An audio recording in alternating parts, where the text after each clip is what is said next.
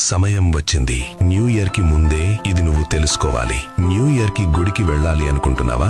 సరే, ఒకవేళ జనవరి 1 కే నిజంగా కొత్త సంవత్సరం మొదలైతే చెట్లు కూడా ఆకులు మార్చుకుందామనేవి. కానీ చెట్లు ఏమంటాయో తెలుసా? ఇది కరెక్ట్ టైం కాదు అంటాయి. మరి ఎప్పుడు అంటే ఈ వింత చూడు. మార్చి ఏప్రిల్ వచ్చేసరికి చెట్లు చెబుతాయి కొత్త ఆకులు వచ్చాయని. రైతులు అంటారు కొత్త పంట సిద్ధమైంది అని. ప్రభుత్వం అంటుంది బడ్జెట్ ప్రవేశపెడుతున్నామని. పిల్లలు అంటారు పరీక్షలు అయిపోయాయి, కొత్త క్లాసుల్లో అడుగు పెడుతున్నామని.